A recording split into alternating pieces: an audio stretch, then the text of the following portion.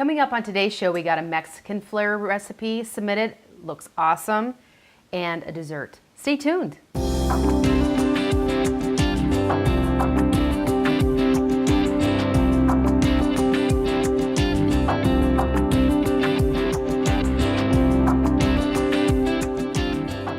Hi, I'm Rhonda Fitterer. And I'm Laverne. And welcome to today's Cooking Crave show. We got a couple submitted recipes. So get your pen, get your paper, and write down the ingredients so you can cook along with us. Pause your DVR, but come back so we could cook along with us. For our first recipe, we got beef enchiladas, and Aaron Dykert here of Dickinson submitted this recipe. You're gonna need a pound of ground beef, a package of large flour tortillas, the 10 count, 2 cans of cream of mushroom, but get the one with the garlic, that's very important, 2 cans of green chili sauce, 2 packages of taco seasoning, a large Mexican shredded cheese bag, and we'll get to the instructions after that, but that's what you need for the ingredients for that. And then we're also making a rhubarb cake. It's the season for rhubarb, so cut it and let's make some cake. You're gonna need 1.5 cups brown sugar and a cup of margarine, half a cup of margarine, an egg, a cup of sour milk. Okay, what's the sour milk again? Okay, we'll get into that, but milk, okay, could be sour. 2 cups flour, a teaspoon of soda, half teaspoon of salt, teaspoon of vanilla, and 2 cups of rhubarb. So, let's get started. Yeah. That tastes pretty tasty. That sounds good. We might need some Tums beforehand or afterhand, but we never know, but it sounds nummy. Well, it's going to be worth it. Okay, and this beef enchilada recipe from Aaron Dykert is really easy. We're going to start with a pound of ground beef, and we're going to just put that in there. And we do want to cook that. Okay. So we're going to put that in the pan here and get that chopped. And then it says 2 packages of taco seasoning. Well, I do buy my taco seasoning in bulk, so I just measured out some taco seasoning here. Okay. And you put that in dry. You're not going to add the water like you're making tacos. Okay. You know, you want that dry. So let's just. Oh, we got some liquid with the enchilada sauce. So. Oh yes. And like I said, you don't want the cream of mushroom soup with the garlic, because and when you're even looking at the color, it's darker. It's a roasted garlic, and it gives such a great flavor, to any recipe. So whatever. So. Let's get this going. I thought this was going to be hotter, but I should have had that on. So, I mean, if you didn't have the cream of mushroom with garlic, you probably could substitute with just regular cream of mushroom soup, though, and adding your own garlic if you have that way. And that's what I would have done if I didn't have this, definitely. Okay, so sometimes if you have these on hand, awesome. Right. A lot of people just have regular cream of mushroom on hand. And we were talking about the different flavors of cream of mushroom soup out there anymore. Yeah, you get golden mushroom, which is great with rice. Yes, and you're plain, and the garlic, and I know there's some other flavors I'm just not thinking of right now, but there is. So, and your hamburger, I'm starting out with the 93% lean. Okay. Because, and if you have anything leaner, or with a little bit more fat in, you want to make sure you drain it if there's excess fat in it. Okay. And stuff. So this is already sizzling now, so it won't take too long to get this going. And like I said, it's the season for rhubarb. This rhubarb cake was submitted given to me several years ago by some camping friends when we're out camping. And, okay. I was trying to think, and then, here I got rhubarb in the refrigerator. What better season to do something with rhubarb? It's amazing how many different recipes you can find out there. I know we did a whole show last season just devoted to rhubarb with ice cream topping, and you can do anything with rhubarb. You sure can, and it's a great, like jellies, and there's so many different cake recipes. And this one here we are making from scratch, with their own flour, but you have that one where you put your rhubarb in there with marshmallows, and you put like a yellow or white cake mix over on the top of it and stuff. And that's very good, very simple and stuff. So You know, you just have to look a little bit and then you'll find anything you want to make. Absolutely. Okay. And from what I've heard at work is no matter how many times you mow over rhubarb, it comes back. It does. So you just let it grow and do something with it. Right. Well, and your first pickings, the rhubarb is nice and tender, and it makes, you know, like for rhubarb cake, you know, muffins or whatever. And later on, when maybe it has gotten hotter and it's not as maybe tender, that's when I like to use, like, for the sauces. Okay. Different things, because you know you cook it up. Yep. It doesn't make a difference if it's not real tender anymore.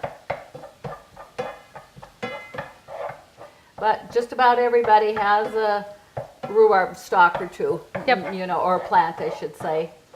Okay. Just a little bit more here. Just got a little bit of pink in here, and it should, because we want to, you know, have it thoroughly cooked. And we're just going to fill the flour tortilla shells, and you know, we're going to add the cream of mushroom soup and some green chili sauce. And it does ask for green chili sauce, and that is my favorite. You have the red sauce too, which, you know, if that's something you like better, there's no reason that you can't use the red versus the green. And obviously we have to bake this as well, just to let the viewers know what temperature should we set our oven at. Okay, at 350. Okay. And in fact, that's what the cake is going to take too, is at 350. Awesome. So we're going to be able to make them both at the same time. We'll get the enchiladas in, and then we'll get that cake mixed up, and then we'll be ready to sample a little, right? Absolutely. Okay. Okay. Well, that looks about right, and like I said, there is no grease in here, so I won't need to drain that. So I'm going to add, and like I said, I usually buy my my taco seasoning in bulk. Most of my seasonings I do. Okay. Definitely cheaper and that. And so I measured, it's probably about 2.5 tablespoons in a packet. Okay. And so that's just what I measured out. So I'll just put that in here and mix that up.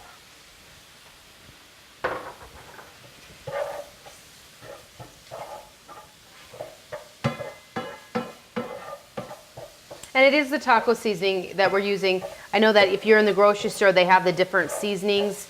Is there an enchilada dry mix, or would it not even matter? Well, you know, I can honestly say that I've never seen a dry enchilada mix. Okay. And being it asks for the taco seasoning, that but you can right.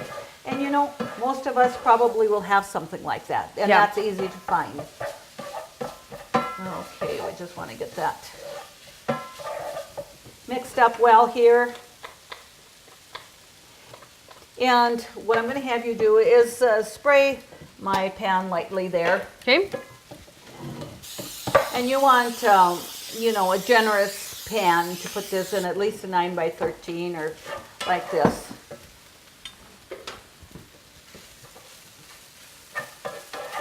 Okay. And then when we're done, I'm going to put the green chili sauce and the cream of mushroom soup in my skillet and actually heat it up, and it'll take less baking time. And plus you want to get it mixed well together. So Okay. because you're going to pour that over that, you know, your flour tortillas. So I'm going to turn that down, and let's take out the flour tortillas there. Okay. And we'll just bring that over here. And Just set this yeah, here. let's see. I'm going to put a spoonful. You know, it says 2 to 3 small spoonfuls in there, but you want to make sure you have enough filling there. So if I let you roll that up and roll it tight, you know, it's be better. All right. I'll get 1 or 2 under my belt and I'll get better at this. Oh, okay. Takes just a little practice, doesn't it? Okay. Squeeze that in there. All right. Oh. And I'll have you. Okay. mine wants to unroll there, so you did something right. Yours is blocking mine. Oh, okay. It's holding yours in place. And I actually dropped a little bit of hamburger there, and I'm going to take that out.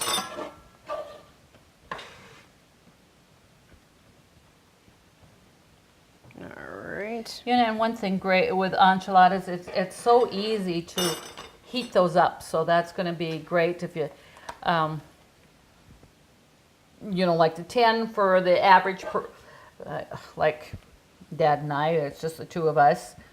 You know, it would make a little bit more than we would need, but it sure heats up nice, and you can have that for lunch, or it's sure nice to, when I have my cooking show, that I have a couple of nights that I can come home from work and not have to worry about what am I going to make. Right. It's been great. All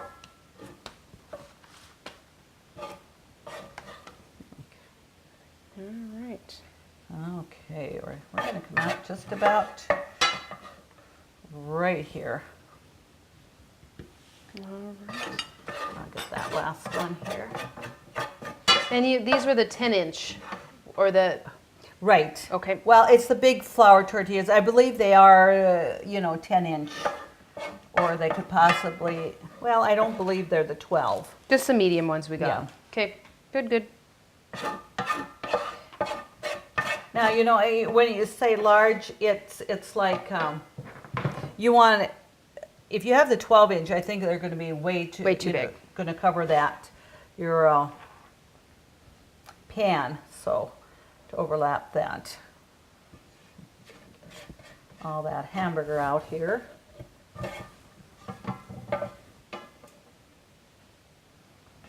Yeah. There we go. Just roll that one up there. So that just fits really nicely into that pan. I'm going to turn the heat back on, and I'm going to just add my enchilada sauce and heat that up. Okay. And it says 2 cans. It didn't really say what size. So I happened to, in my cupboard, I had a larger Big one. and small. Yeah, a big and a small. And I always think you're always better off with more sauce than less. Right. So you certainly want to, you know, have enough. That's what makes enchiladas so good, is the extra sauce on that.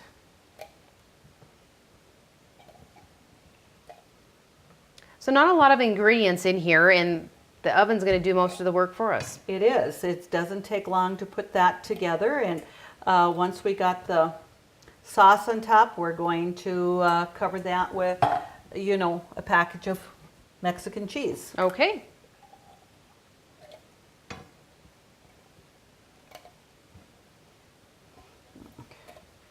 There we are. That'll work good. And when we bake this, how long is it going to take to cook it up before we could feature It this? says, I would say about 40 to 45 minutes. Okay. But you know, one thing too, it's going to make a little difference. We're going to be heating up our sauce here. So that's going to definitely speed up the time a little bit, Okay. because we want to get that mixed well together.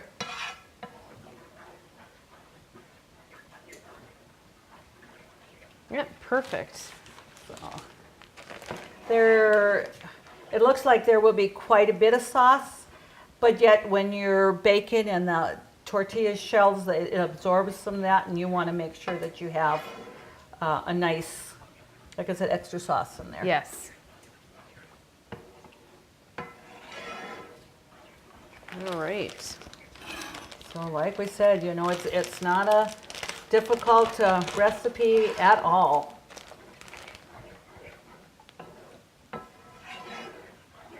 And for the most part, you're probably going to have most of these ingredients in your cupboard. You pretty much so. Yep. That's what makes it nice. We always enjoy recipes. You don't know what you're going to make, and when you decide, you don't want to have to run to the store and that. Well, it's one of those things you can open up your cupboard where you have your canned goods and say, oh, enchilada sauce. No. Yeah, there's your idea right there. I'll make some beefy enchiladas, right? Absolutely. Okay.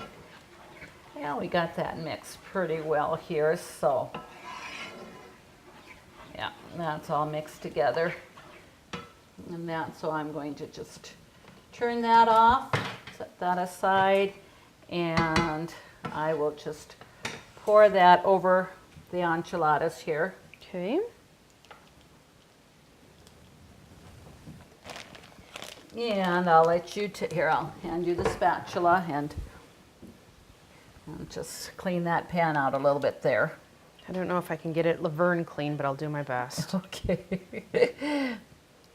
Well, I think that's going to work great. All right. Okay, so that's There you a go. nice amount there.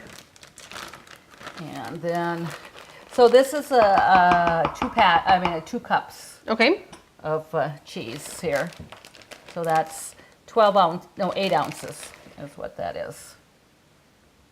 To me, you can never have enough cheese on Oh. dishes like this, so. It is. It makes it just extra good.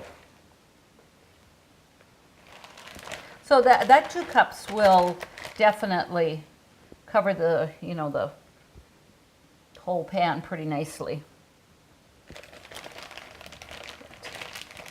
Some of that sticking in there. Okay. All right.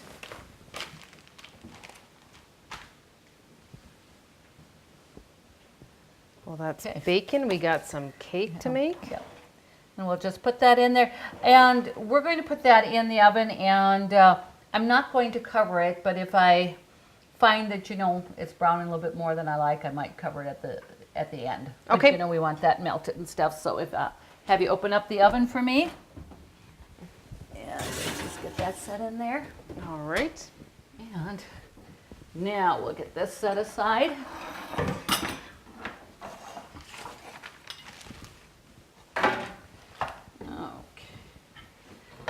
Okay, get that wiped off a little bit here, and we'll be able to, okay.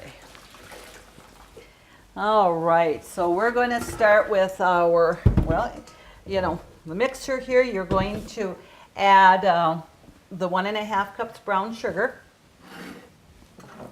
and it's not a 9 by 13 pan. It's Okay. not quite, doesn't make quite that much, but you want to, it says a 9 by 9 pan.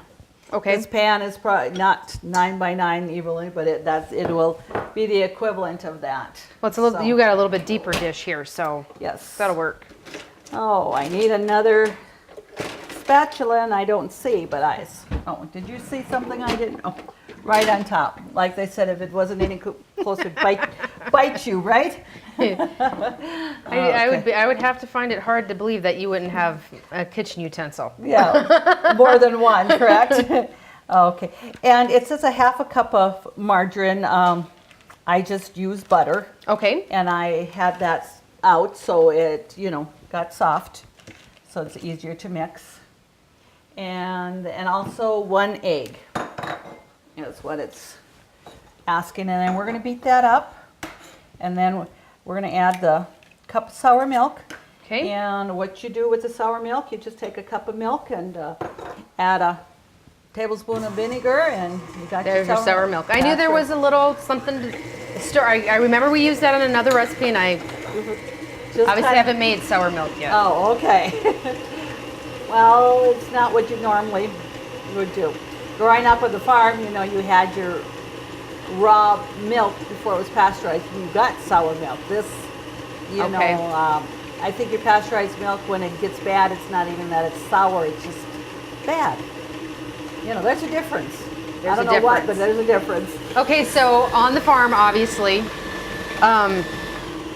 milk that is, Not pasteurized. but has gone bad, but not bad. Okay, it'll get sour. Okay, well, We'll like have a I said- lesson on the farm one day. That's right. And that's the same way with cream. Your sour cream that you have in the store that you buy is way different than your cream that we used on the farm. You had your cream, and when it got sour, it wasn't the consistency of this sour cream. It was more still the liquid? Right. Okay. Yes. Okay, so we got that blended, and now we're going to add our cup of sour milk. And it actually, you know, when it gets sour, it kind of thickens a little bit too. Okay. So we'll just slowly add that in there. Get that blended.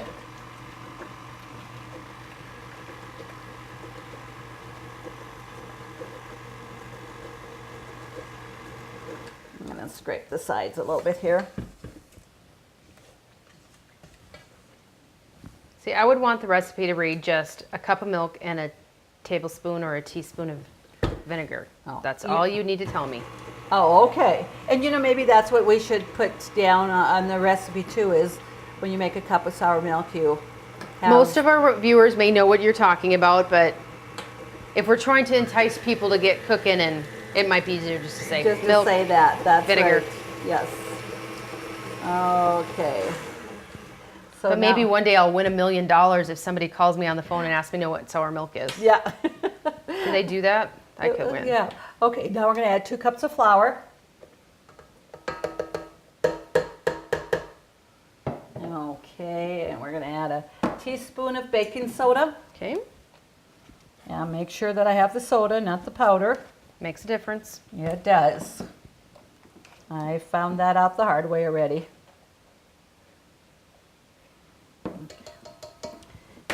And then a teaspoon of vanilla.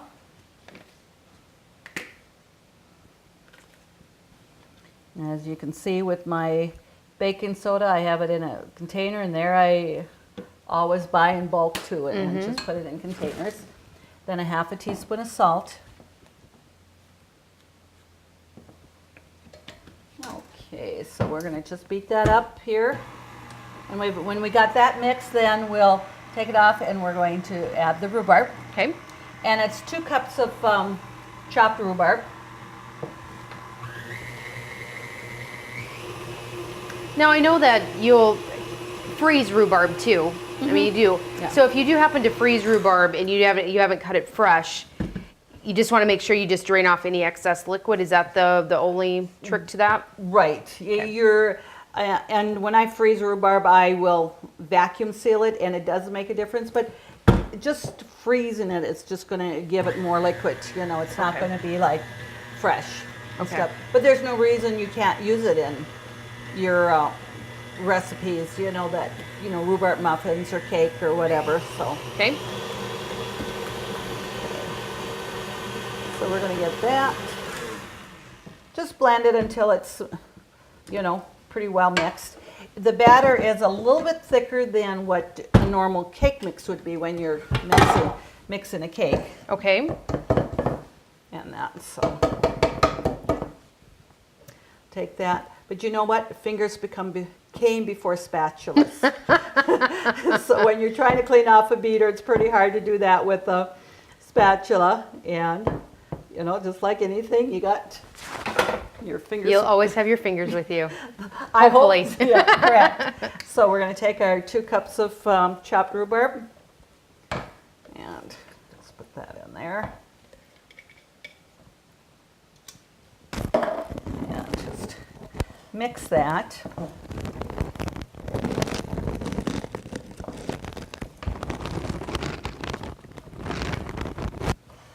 We got super moist cake coming up. It will. And then we're going to make a topping for this also. Oh, okay. And I'm going to have you spray that for me, please. Okay.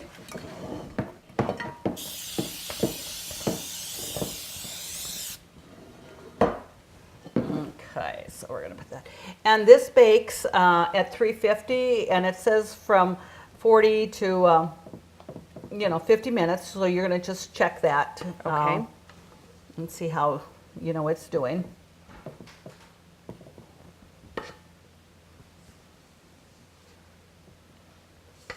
Like I said, we're going to put a topping on that. It's kind of like a streusel. Oh, perfect. Okay. We'll set that aside here. Oh, excuse me. That's all right. No. Okay, there we go. And now what I'm going to do, I've got a half a cup of sugar in here. Okay. And a half a cup of nuts. And we're going to put a teaspoon of cinnamon in that. Okay. So, and you're just going to mix that together, and we're going to just put that on top. And I'm going to get a spoon here just to mix that. And there isn't any butter or anything that you're going to put in here. It's just the dry ingredients that you're going to sprinkle on top. And did you use walnuts, or won't it matter? I did use walnuts. Okay. You know, you could use pecans or that, you know, pretty much anything like that. Okay. I probably wouldn't use like peanuts. You want walnuts or pecans. Yep. Okay, so we'll just put that on top here.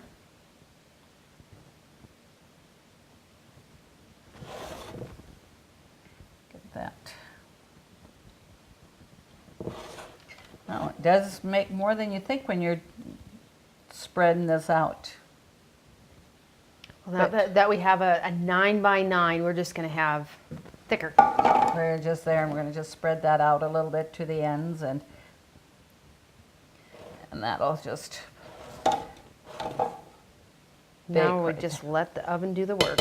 No, that's right. So we'll put that in the oven, and being that's going with our enchiladas, that's going to work great. But I'm going to set the oven, you know, for 40 minutes to start with the cake. Okay. And then we'll check it, and if we need to do more, then we can do more from there. Sounds great. Okay, so we will be back when we have when the oven has done our work. All right. Okay. Sounds great. Stay tuned. Okay, our buzzer is going off. I've had the cake in there for 40 minutes. I did just double check. I want to leave it for a few minutes longer, but it's just about done. But the enchiladas should be done. And in between, when I was checking with the cake, I did put some foil on top of the enchiladas, just, you know, so the cheese wouldn't get too brown. But they are nice, they're bubbly, and looks great. Oh. Okay. So we're going to be able to feature those. Let's see. I'm going to just kind of separate that here a little bit. I don't flip them off or flip them up and flip them out and flip them on me. Okay. No, we don't want to do that. And there is a nice amount of gravy on this. Great. There. So we can see how good those are going to be. And you know, my favorite is I like to put a topping of lettuce and sour cream on there. Okay. So I would put a little bit of that top here. And just a little dollop of sour cream, and you could do tomatoes if you wanted to. Absolutely. Or whatever, but you surely don't need to do any of it if you don't want. Okay. A little dollop of daisy. Oh, yeah, that's the way that commercial goes, isn't it? But sour cream always does add a little bit to that, so. Absolutely. Looks good enough to eat, Mom. Yeah, I hope so. I think it will be. And I think that cake will be done, and we can take that out, but I better have my trusty mitts here. Oh, look at that. And that topping on there. Oh, it smells awesome. And then you have that rhubarb smell. That is looking pretty darn good. What more could you ask for? Not much. Not much at all. Okay. Thank you so much, Erin and Dolores, for submitting recipes. Oh, this is awesome. I think I'll just hold that up here, and I can see some of that rhubarb, you know. Peeking out? Yes. Mm-hmm. Smells awesome. Smells good. I think I like that. You know, and it's a nice little streusel on there, and it just, you know, if you really wouldn't need to, but I guess, you know, when it's warm, sometimes it's nice to put a little spoonful of sour cream on there.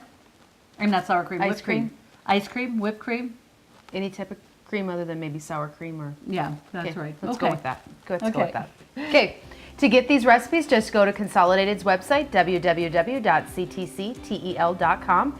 please submit your recipes for us to cook for you. Thank you always for joining us, and as always, thank you to the Workshop for being your sponsor. Have a great evening.